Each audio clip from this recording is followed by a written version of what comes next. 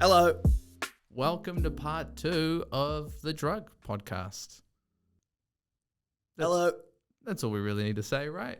And hello. You got to hello. You got to greet everyone.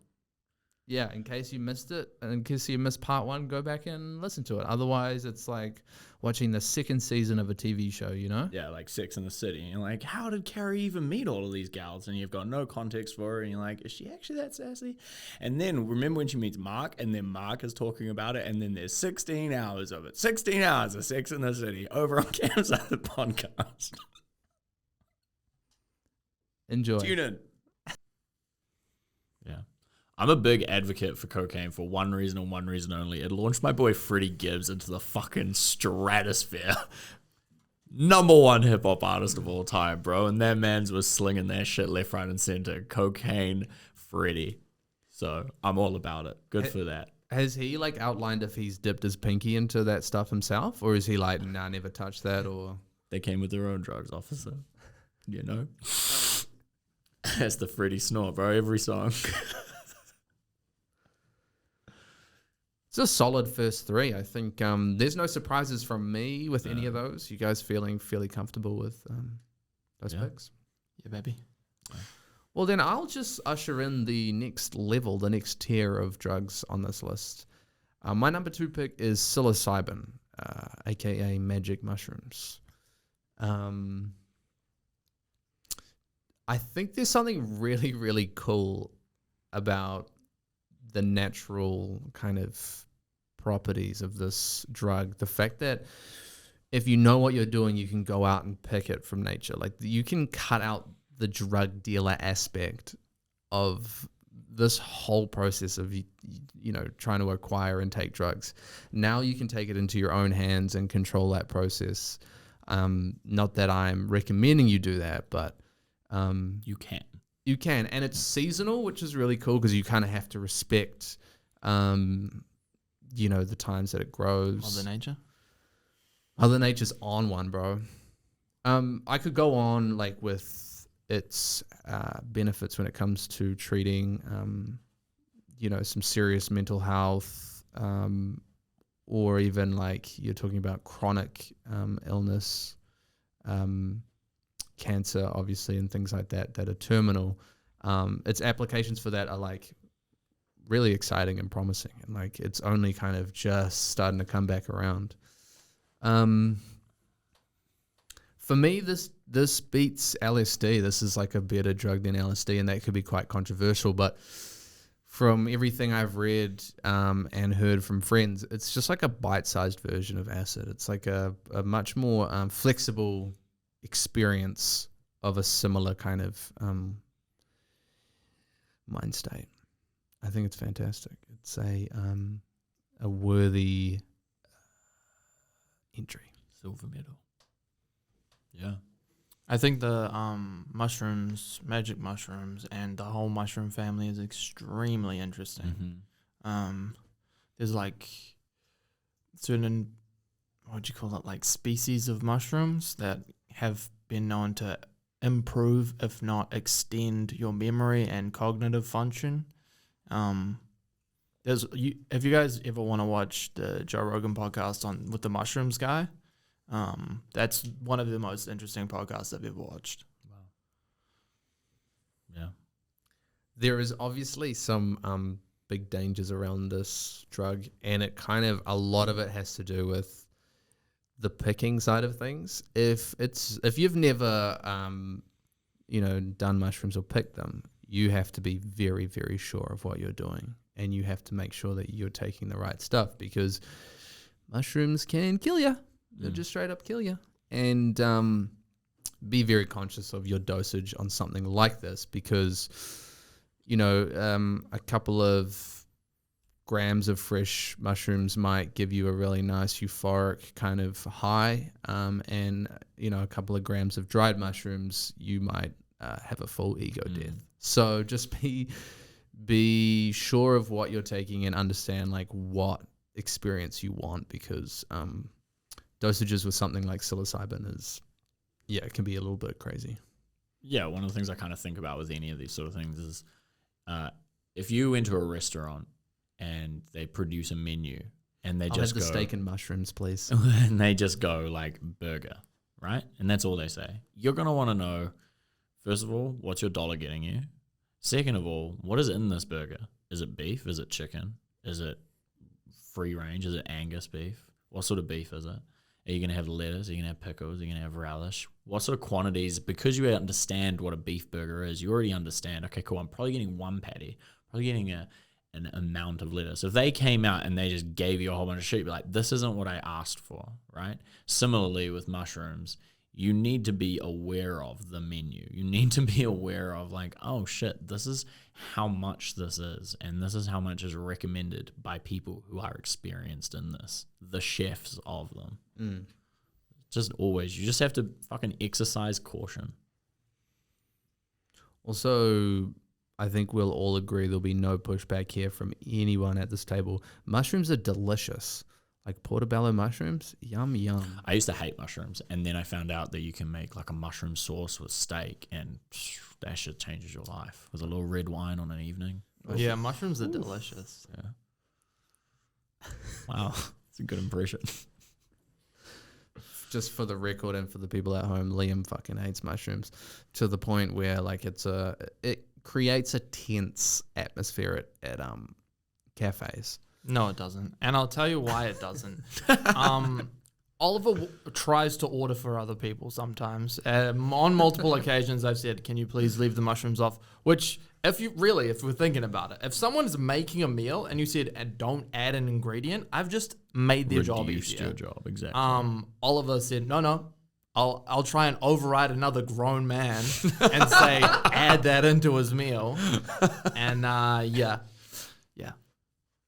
I just say, hey, put them on the side, and I just say, hey, put them on the side, and then they don't put them on the side, and then they put them in the meal, contaminate it because mushrooms taste like dirt, and that's the end of that. My granddad used to say mushrooms tasted like cobwebs, and he had trauma because when he was a kid, he went in an attic and he ate a whole bunch of cobwebs, and then his mum made him eat mushrooms, and he like never unlinked those two things. And I grew up for ages thinking mushrooms were cobwebs, like they just tasted like cobwebs, the texture about them and everything.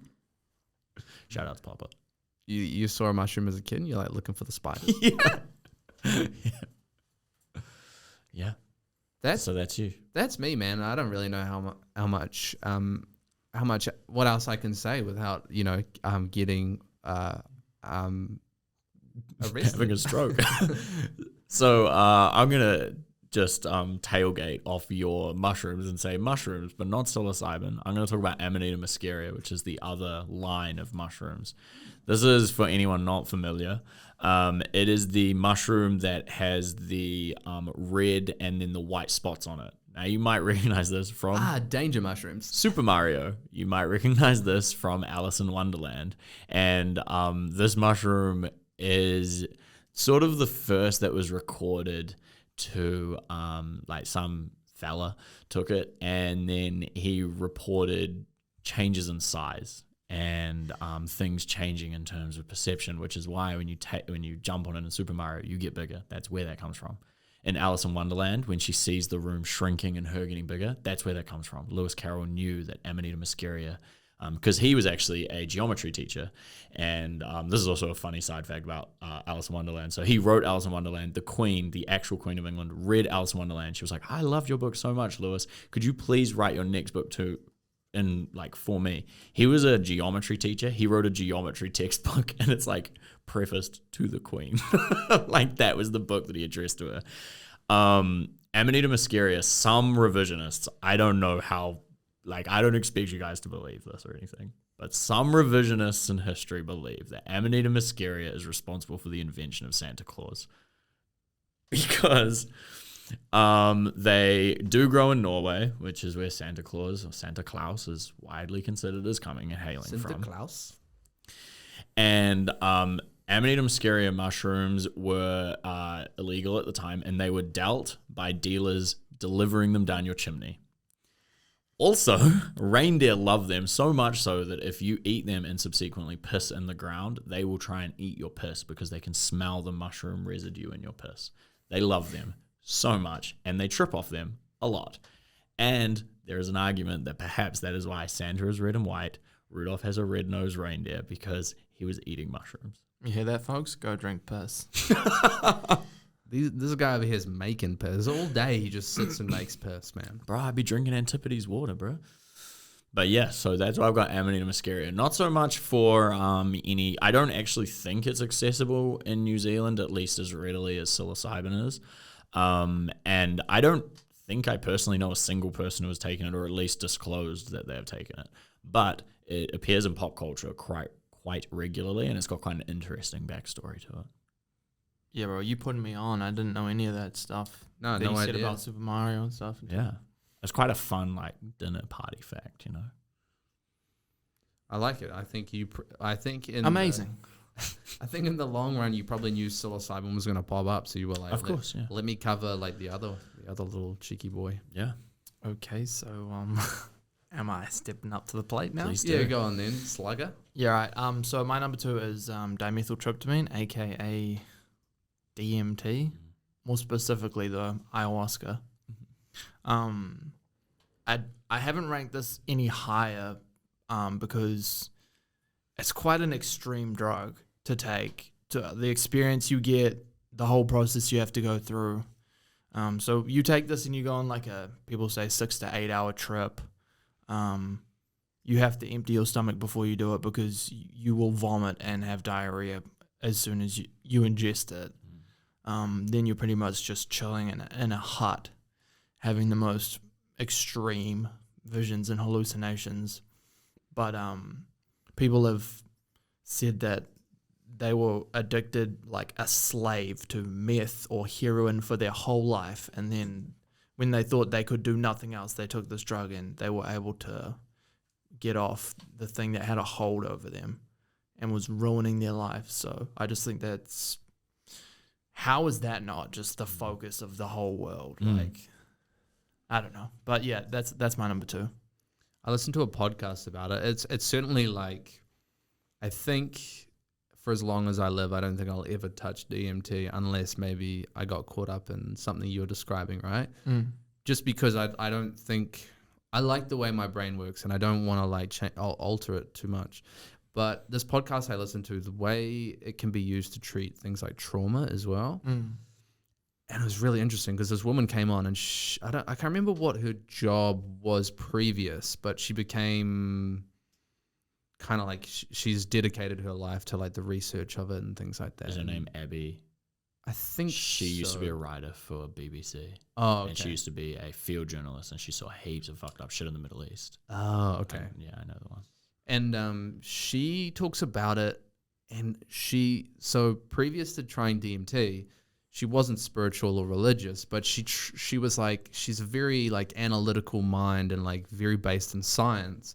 So she was trying to explain, she's like, I don't really know how to say this without coming across like a bit much, but you do DMT, you do like awaken this spiritual side of yourself that like, she put it so well, and I can't quite remember, but it was like this, basically the scientist explaining spirituality that they had experienced. And I was like, whoa, that is insane. Yeah, they call it the God particle. Yeah.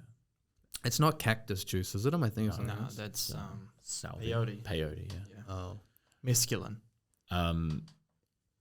Ayahuasca is mixed with a root, I think, like a South Yeah, American so- root, and you combine the two, and then you turn it into this paste drink sort of thing. And it's very shamanic as well. There is, for people who have no idea what we're talking about, dimethyltryptamine is possibly produced by the brain when you're dreaming, and so it is believed that this is like a concentrated amount of that across 6 to 8 hours with recollections of it. So whenever you have like a really, really intense dream, and then you know when you're just kind of like snatching at it all the time, it's like that first part, but you remember and recall the emotional resonance that was attached to that. So if anyone's had like a really intense dream with like, fuck, just something feels different, that's that.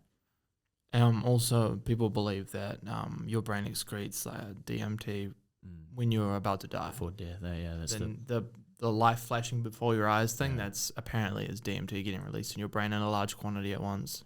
I'd be so keen on that. I'd just be like, yeah, just even if it's just old age and I'm shitting myself in bed, like give me like a nice 10 hour. Do they describe it as like you literally like lose all sense of self completely? Like I've heard it described as that. It depends. It depends on like what kind of issues you're working through. Right. Yeah, it depends like how you ingest it. The ayahuasca is the way where you trip for a long time. You can smoke the crystal DMT though, and that's a high for a short period of time where 5 it's to not 15 minutes. Yeah, it's not Very really like brief. a journey you're signing up for. It's like it's just, you just want to try DMT. Right. There actually, because this has risen to mainstream attention via predominantly Joe Rogan's podcast, a lot of people have been traveling to South America, and it's not cheap to go on these sort of shamanic 3 to 5 day retreats. And there's this weird sort of almost colonial feel where a whole bunch of white people with like, these sort of, and they're buying all of the fucking boho pants afterwards. And it does seem to be kind of almost bastardizing what was at one point certainly a sacred ritual for these people. The counter to that, though, is that there have also been reports where shamans with nefarious intentions have then raped just straight up people who are taking this thing because it's a complete out-of-body experience. Yeah, and so just straight up taking advantage of people. Exactly right. And it's a bizarre combination where like you don't want people who have apps using this thing, but at the same time, if you have Yelp, you're gonna get like a good review. And it's like, how do you navigate this? Once again, it's that when something is illegal or taboo, you don't know how to make the fucking rules. There's no social agreement as to how we should conduct this. And so you always are like, I'm doing something bad because I have to go and use a different web browser to book this or whatever, It's like... Yeah, the thing about like anything in life, but in particular drugs, is like it's like a magnet for cringe. So many people just like... Yeah. Yeah, DMT is a very interesting wormhole to go down. Even to just, I think, to think about it as a drug, to understand that your brain has the capacity to do that. I remember hearing about this when I was 15 or 16 and going, holy shit, like you can just think about stuff in a completely different way for an extended period of time and never be the same. And I remember that actually was quite resonant to me, having never, at that time, I hadn't even touched alcohol or anything. And I just remember being like, holy shit, this exists. The human mind is very fragile though. And like Oliver said, I don't want to do DMT unless I had to. Yeah, it's a one-way ticket, eh? The human brain is like nothing else. When it's broken, you can't put it back together. Exactly. Even if it's fractured, you'll never be the same. There's people in my life, not close to me, but like people that I would know and might talk to in passing, and you got the sense that they dabbled in all sorts of, substances. And there's been times where like I'll meet this person at a party after a while of knowing them, and they're a completely different person, completely different. Their personality has changed. Their interests. It always kind of comes with this tagline of being like a little bit more woke. So if you have a conversation with these people, I never forget chatting to this guy and he goes, "How are you, man?" And I went, "Yeah, good, bro. I just started this new job." And he cut me off. He goes, "Nah, man, how are you?" And on the one hand, I'm like, wow, that's like really brave of him to kind of just cut down the barriers. On the other hand, we're just at this stupid fucking house party and I'm making small talk with a beer in my hand, and like, this dude isn't super close to me, so I actually don't know how much I'd even want to talk to him about certain things. But yeah, it's Like, fuck off, bro. I don't know you. Get the fuck out of my face. Yeah, I completely agree. I don't need to have an existential crisis every fucking Saturday. yeah. I don't need that. And I don't need you thinking you're smart enough to bring me out of it as well. Yeah. Yeah. You're not going to be the guy to change You're not the world. guy, bro. You're almost definitely not the guy.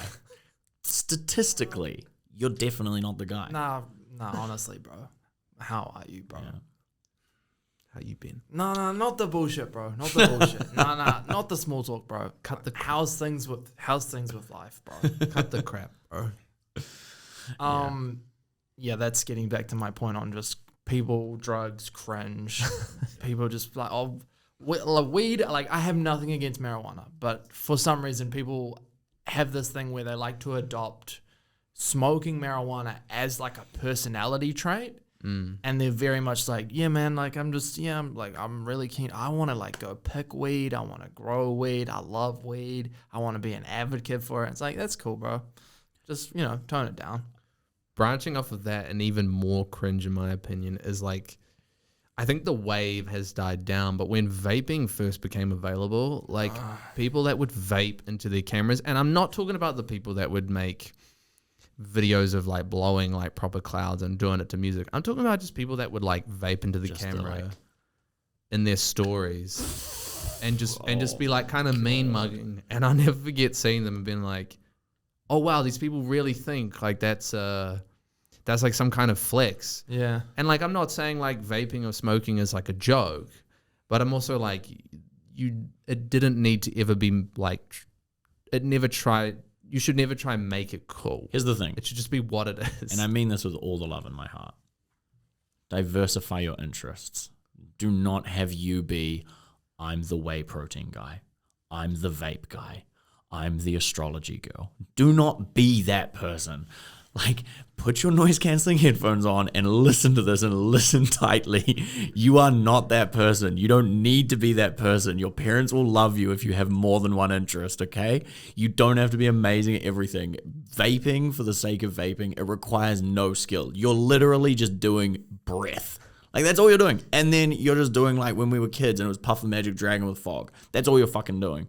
Don't flex about it, okay? If you want to do it, do it. But don't only do that. Also, I find it kind of weird that people are like really happy putting out there like what their crutches are. Just being like, I need this shit or I'll lose it. That's amazing. It's quite funny because that leads really well into my top pick, Let's hear it, brother. which is caffeine. Yeah, That's fucking guy. I knew someone was gonna do some bullshit like this. Yeah. Like, oh. This is Because technically a that's- drug. That's certain. Oh, no, it is. Oh yeah. Yeah. It's certainly, like the amount of people that adopt like a culture of coffee is ridiculous. Which is really funny. I don't. White girls Instagram. Yeah. So caffeine. Let's talk about it. It's here because, first of all, it's like a drug that no one really even like considers a drug, and it just flies under the radar to the max. I know there's like regulation now around things like energy drinks. You have to be 16. But, it's pretty lax. It's essentially just microdosing dopamine throughout your workday. You're able to speed up the connections between your mind and your body and get shit firing with, a cup of joe. And I think that's amazing. I think that's such a good thing to have access to when... Like I really love my life and it's great, but I don't I don't just assume that that's the same for everyone. And the reason why people love coffee is because that shit gets them through the day. An energy drink gets you through the day, the morning of your shift or whatever you're doing. And I love it because you always are going to attach coffee or energy drinks most of the time to kind of alleviate a situation that you don't necessarily want to be a part of, or you'll kind of feel as though you're ill-equipped, or you just want something to just smooth it over slightly. And I just love the fact that like it can also just be this social situation where like you grab a coffee with friends, you can have it whenever you want. Liam Dunn has coffees after dinner at 8 p.m. I have no idea how he does that. And just as a disclaimer, I'm still fairly new to caffeine. Like I grew up not really drinking energy drinks to the point where I think I have a sensitivity to it. And it's only in like the last... No, they just reminded me of this guy that I went to school with, and he goes, you ever have a cup of tea too late at night and you're just lying in your bed violently shaking? And me and the boys like crushing our 4th V or whatever for the day, like, no, bro. Was he being genuine? Oh, yeah. Oh, no. Oh. Yeah, I'm only about 2 years, 3, maybe 4 years into like daily coffee consumption. And I will say this. You can certainly get addicted to caffeine. And I think it's like probably a lot more common than we like give it credit. I don't know if it's necessarily as harmful when you take into consideration all the kind of addictions you can have, but like long-term overuse of coffee can lead to all sorts, like making your anxiety worse and things like that. So it's certainly not something that you can just go crazy on and there's no consequences. But I think people are able to take stock of potentially their consumption of something like coffee better than they could with something like alcohol, and potentially pull the handbrake a little bit. Yeah, coffee is one of those weird socially accepted addictions, like let's say food or retail, where it's like, because it benefits people so much in terms of business and it's legal, people are just like, yeah, it's whatever. But it's like, yeah, like obesity is really bad, shopping addictions are real, and also like caffeine addictions are real. Yeah, and they're just like the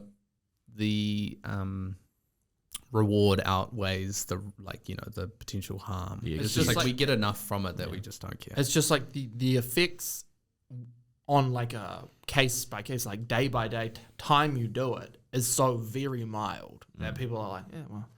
How long has like coffee culture like we know it today really been around? Like in terms of like the general public really consuming coffee on the daily? Depends where you go in the world, because like wasn't coffee like illegal in like some countries because of the effects it had on people? Like I remember reading in a book that it used to be illegal in like Turkey. Because like you could be put to death for having it. What would be interesting is like I imagine we're drinking more coffee than we ever have as just humans, and I wonder, I'm singing its praises, but like I also could imagine that like in 20-30 years all our senior citizens have got like these chronic illnesses because they've just been drinking too much caffeine growing up. I don't know, it's possible. And I don't read books, by the way. I mean, you got to wonder if perhaps, I've read one. The extraction of coffee beans maybe sustainably could be bad, much like palm oil, So maybe you could do that. There is always that, what is the Vietnamese coffee where it's out of cat shit?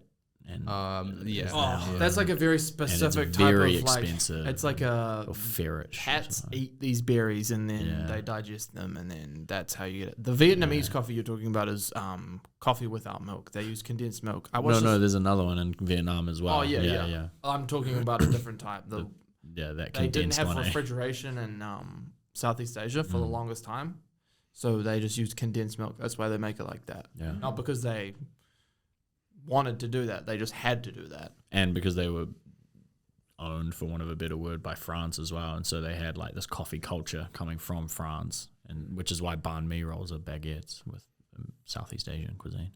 May I just ask each of you what your coffee orders are, starting with Cam? Flat white. Fluffy. Hell yeah. No, be serious, please. Oh, sorry. Chocolate fish. Just a scorching hot cup of water, and when the waiter brings it out to me, I take a sip and I go, not hot enough. Take it back. Okay, this is your last chance. What do you order at a cafe? Oh, okay, so first 2 times joking around. This time, almond croissant, drip that in hot chocolate, take a bite, go, delicious, and then I take a sip of a iced latte with oat milk. Yeah, we got there in the end. Yeah, iced coffee in the summer is next level. Unfortunately, mine's a mocha. Hell yeah, brother. Yeah. Don't say unfortunately, bro. Oh, ease into it, We all start somewhere, man. Yeah. That's cool. And maybe you end there too. I'm still, It's cool, still man. learning, Still learning. It's cool, Yeah, man. and by the way, I love you guys. Some people only get to base camp on Everest, you know what I mean? Still an achievement, 17-day hike, Mocha's no joke. Mine, iced Americano. I heard that this morning, and it interested me. I did it because I was like, oh, that'll be healthy and like cold, and I somehow like punished my taste buds into like not minding too much. Right. Yeah. Caffeine, guys. We all Yeah, do same, it. bro. Mine's all do it. caffeine as well. Is it? Yeah, I've stayed zip-lipped because I was going to have acid, and I was going to talk about how fucking if you don't have acid, you don't get the Beatles, you don't get pretty much any of the 70s, you don't get so much art, you miss out on fucking Salvador Dali, you miss out on so much shit. And I'm thinking about that, and then Oliver goes, earlier this morning, he goes, this is my third coffee today. And I was like, caffeine, man, how did I not fucking think of it? Since then, I found out in 2006 alone, 600 new energy drinks were released. Wow. Unbelievable. I'm pretty sure it would be the most consumed, maybe besides water and let's just say milk, is probably the most consumed liquid on the planet. Tea, baby. Oh, yeah, tea. I take it back, yeah. That's the most Which is still caffeinated, generally speaking, anyway. But nonetheless, bro, yeah, tea. And Oh, no wonder he was shaking in his bed. It's got caffeine. And I mean, yeah, you were talking about sort of addictions to caffeine and stuff. There is a joke, don't talk to me before I have my cup of coffee. Imagine if someone was like, don't talk to me until I have my meth. You'd be like, go get help, you know? If someone's like, I'm addicted to coffee, you go, me too. You know, like, I'm addicted to crack. Me too, you know? It's so socially acceptable to consume copious amounts of this fucking thing. And it is endemic of a productivity-based 9-to-5 fucking culture where it's like, take coffee, answer your emails, go to coffee meetings, consume coffee. Everything we do is with coffee. Yeah, I don't know, bro. That sounds like some commie shit. Very, very concerning stuff. And it is leading to like an increased use of stimulants even higher than that, such as like Ritalin and amphetamines that fucking people who are not prescribed those things for whatever general ailments those are prescribed for. And that is endemic from caffeine. But nonetheless, I mean, best date? What's the best date? It's a coffee date. We've agreed upon this, apparently. I mean, I don't know. I still Let's like, put it this way. If you walk your dog, would you be like, this is a little bit better with a coffee? I don't know. I like my dairy setup scheme. That was third. Yeah, I like. Can we not retcon our own ideas? I mean, like. No. That's out as a set in stone. Okay. Well, you copied Oliver, Yeah. and you have been for this whole podcast. So let the records show that. Yeah, fuck. Didn't expect that, actually. But, So you don't have marijuana no, thought, I don't oh, actually. wow. I did initially, and then I thought, you know what? There's a lot of moral issues around it that we certainly need to talk to, but I knew we'd cover them so comprehensively, and I just thought these, for various utilities, are a little bit higher. Swag on him, cuzzy. Yeah, dab hard. Yeah. So my number one is marijuana. Mm. I just think is by far the best drug. It's like entry grade. Anyone can do it. It has such amazing healing properties. Has been known to suppress seizures, reduce pain and inflammation. You can smoke CBD like without having to access the plant anymore. You can just experience the non-psychoactive side of marijuana if you want to, just to say, oh, you know, I just want to try this out. It's extremely lucrative, as shown by Colorado. The first year they legalized weed, they paid off their state debt and had so much surplus they gave it away to charity. Wow. Yeah. And from there, they now make all profits and invest that into their education system. It's amazing. I don't smoke weed myself personally. Like I have in the past, but I choose not to. So that should just be a statement in itself. I don't like this for myself, but I still think it's an amazing drug. You still respect it as a drug. Oh yeah. And I just think it should be treated the same way we treat alcohol. No more, no less. People have this weird misconception about marijuana, that it's some kind of like that. It has some kind of like. It's not good or not bad. It doesn't have like a temperament. It's just it's like a tool. It's how you use it in your life. It's really just like, you know, I totally agree with the comparison because to me it really comes down to frequency, right? Like it's like if you wanted to drink alcohol every weekend, we accept that. If it's every single weekend, we still accept that, but we kind of attach like a life. Little eyebrow raise, Yeah, and also we are conscious of like age and things like that, you know. Because if you're in your 20s and you like, and especially early 20s, if you wanted to drink every weekend, that's kind of fine because everyone else is doing that, right? And I think it's the same, like, in a lot of respects with marijuana. Like, if you wanted to smoke every weekend, that's your prerogative. And then it's just the same deal. Like, if you start smoking every day, if you started drinking every day, we'd be like, yo, talk to us. So I agree. Like, One thing I will say about marijuana is, guys, with everything, quantity is important. Like, you can have one beer and not be drunk, but for most people, now, some people are going to be like, I can do that. Like, smoking a joint will get you high. It's not a large quantity of weed. But that's the thing about smoking a substance, is you can't control how much you have because you're just inhaling chemicals. Yeah. You can't drink a certain amount of it. And so, I mean, like, yeah, you can have like 2 beers and be all good for work the next day, but you might not be all good if you take like, 7 grams to the face.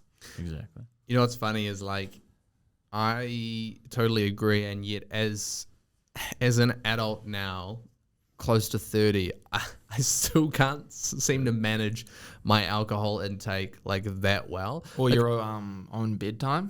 I'm just talking about myself. I was better at, like, knowing the precise amount of beer I should drink, or drinks before town, and then when I'm in town.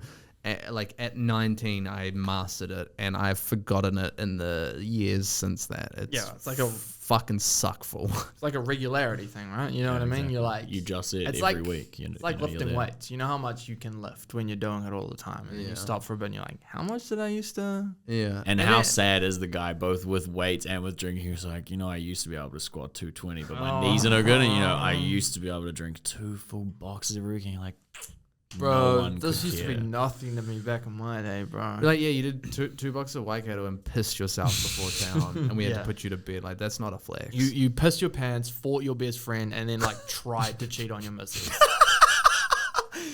Here's one of the best assets of marijuana, I think. This is one of the strongest arguments. People will smoke it out of an apple. They turn into MacGyver. When they've got weed, they're like, I don't fucking care how I'm getting it, but I'm going to, like, get an aluminium V can, put some holes in it, and spark that shit up. I'm going to find a way to have this in my body. Yeah, and I just want to say to people, be careful how you get with that shit, because there is a very thin line between being, like, industrious and doing fiend shit. Making the being like, I need this. I'll smoke it any way I can. It's like, becoming like the anarchist cookbook. You're just like straight up making IEDs just to get it in you, know? Yeah. Oh, I love it. I actually think now is the time to invite our producer Steen to come in with some just fucking outrageous judging criteria that, we'll be honest, we never really understand completely, but he's doing a lot behind the scenes, and we love him, and we don't care, and we just want to hear what he has to say. And honestly, just give us your honest take, but if you don't put me number 1, I'm jumping off the Police Street Bridge. Jesus Christ. Thanks, guys. Great news. I've simplified it. Hell yeah. I've got it from 1 to 9. Okay. Who wants to hear last place? That's a good idea. Okay. And then it's like whoever overall has, like, I guess the... Yes. Okay. Who wants to hear last place? Nah. Yeah, go on. Shout out cannabis. last place. Oh, okay. Oh. So that means what, 9th and 8th is cannabis. And 7th. Oh, no, you didn't I have didn't it. have it. Well, it goes cannabis, MDMA, cocaine, right? 9th, 8th, 7th.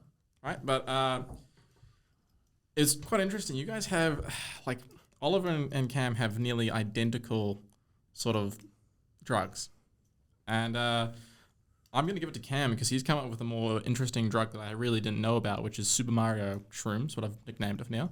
And you've got Magic Shrooms. So I'm putting Magic Shrooms at 5th, Super Mario at 6th, and then I've come down to caffeine, which, DMT is actually quite interesting. I've learned quite a lot about it, nicknamed ayahuasca, and I've actually put that at 2nd place, which leaves caffeine and marijuana. And, Steen, my brother, you have lost me. What the Cannabis fuck? came 9th, but it might come first. Cam beats his for mushrooms, but mine's 6th and his is 5th. 9th is last place. 9th is last, Yes. which was cannabis, Yes. which is worst. Yes. But now it might come first. No. Sorry, my bad. He has simplified it. I have simplified it. I'll shorten it for you, right? Ayahuasca, which is Liam. Marijuana, which is Liam. And then you've got caffeine, which are ruled as a joint place. So at the end of the day, Liam takes this one home. Okay, I think it makes sense to you. That's all that we need to know, you know, bro. No, he's just saying like I'm ordering them out. that's just like he's saying like in the order of which we said them. Yes. So ninth, we said Oliver's, then he said yours, then he said mine. Then he goes and says which one came first, second, and third out of those, all of those. Liam gets me. Okay. I don't think...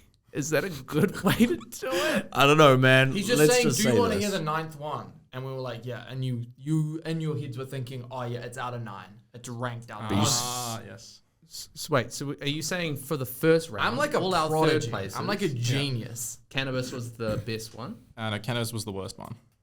Okay, you so, make no sense. So it was worse than MDMA and... So you take Okay. them in isolation, complete Yeah, isolation. yeah, yes. Oh. So I've got them listed out here. So I've wrote like just notes as we go along. And one I got from MDMA is fun, which is Right. what Cam just was basically saying Oh, so, in an so, ironic way, but don't do it. Yeah. so in the for our number 3s, you had MDMA as the best? Yes. Okay. And our number 2s, you had... Mushrooms. Actually, I had for number 2s, which was DMT. Okay, so DMT won that Okay. one. And then for the... For the top one- third, you had caffeine and marijuana. And you had... And I had marijuana as the winner. Oh, okay. So that put Liam in first place. Okay. Well, hey, if it makes sense to you, that's all that matters. It's just weird because I also have marijuana, but I've been punished for it. Yeah. I'm just struggling. No, to- you just didn't win your heat with it, bro. And to be honest, you guys are just sounding fucking salty to me. I'm the back-to-back champ. It's one thing to be Coming for my salty. third ring. It's another to just understand. But Well, I mean, I got it straight away. yeah. Well, that's kind of suspicious. Yeah, it is a bit suspicious. Back-to-back winner? And knows the judging criteria like as soon as it hits his ear. Suspicious. I mean, is it I'll tell you what. Is it a crime to just like be a bit of a savant? You know what I mean? Just to be a bit of a. I'll tell you what. If you, the listener at home, can just write in and just say either that was super straightforward and clear and makes sense, or I was a little interested. That's all we need to know. Look, I'll just put it out there for those viewers. I'm dyslexic. Yeah, we'll also be there turning we the go. comments off. Well, there we go. So that sounded great. In You my can head. send Oliver letters if you want, though. I think overall we get the vibe. You've done your system, and I'll go home and refine it later on. Okay. no, No, don't. it's fine. because we can't come back. No, we can't come back Set for in the stone. future. Oh yeah, I get you.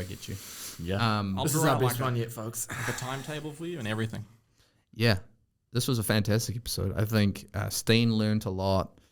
We were able to talk about drugs in respect to our friends trying them. We are little dirty little virgins. We've never touched drugs in our life. Please, I'll just have that for the record. But yeah, this was really nice, and I'm really excited for our next episode. I'm really glad to have you on, Oliver. Thank you for coming along and sharing your wisdom with Liam and I. We hope to have you back. Just It'd want be to great. say, guys, I love you guys. Wow. And I just want to take that.